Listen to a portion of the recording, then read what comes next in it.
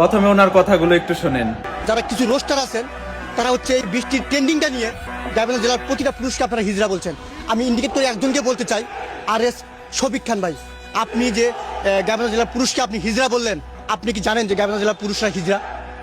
এই ট্রেন্ডিংটা নিয়ে যে আপনি এই ভিউ ব্যবসাগুলো করলেন, তারপরও বারবার আপনি কেন হিজড়া বললেন গাইবান্ধা জেলার পুরুষদেরকে? আপনি জানেন আমরা হিজড়া?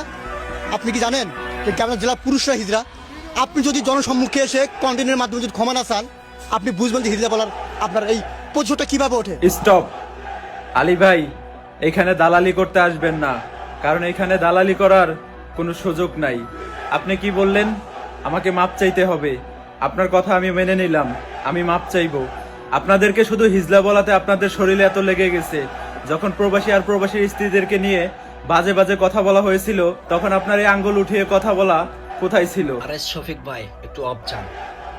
আর আলী দালাল, তোরে বলতেছি, প্রত্যেকটা প্রবাসীর নামে কিছু বলার আগে দেশের প্রধানমন্ত্রী পর্যন্ত ভয় পান, কারণ তারা খেপে গেলে রেমিডেন্স শাটডাউন দিলে দেশ অচল হয়ে যাবে।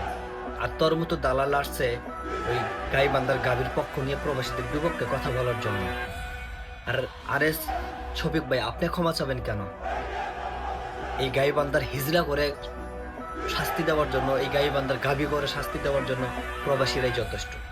প্রশাসন যদি এইটার সুস্থ বিচার না করে, অবশ্যই এটার খেসারত দিতে হবে। আর এখানে এই আলী দালাল আসছে দালালি করার জন্য। এই দালাল গেছিল বৃষ্টি গাভীর বাড়িতে, মনে হয় গাভী দুধ খাওয়াইছে, তাই ওর পক্ষ নিছে। দালাল কিভাবে জানে যে ভিউ ব্যবসা করতে হয়, তাই ভিউ ব্যবসার জন্য একটা প্রক্রিয়া অবলম্বন করছে। তোদের মতো দালাল না, তোদের থেকে বড় বড় লেভেলের নেতা খাতার এই প্রবাসীরা দাম দেয় না। দেশের প্রধানমন্ত্রীকেও সেভাবেই করে না, শুধু সম্মান করে দেশের প্রধান, এই তাদেরকেও বলে না। কারণ দেশের প্রধান যে, তারাও জানে রেমিডেন্স শাটডাউন হইলেন তোর কি পরিস্থিতি হয়। শেখ হাসিনারা কিন্তু বলে গদি থেকে নামাইতে পারতো না যদি প্রবাসীরা রেমিডেন্স শাটডাউন না দিত।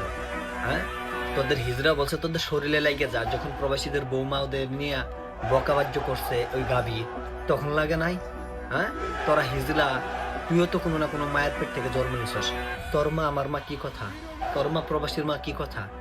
মাদের তুলে আঙুল তুলে খারাপ গালি দেয়, তখন মজা লাগছে। ভিউ ব্যবসার একটা নতুন টেকনিক, শালা জোতা দেবেই দেবো, শালা দালাল আলী।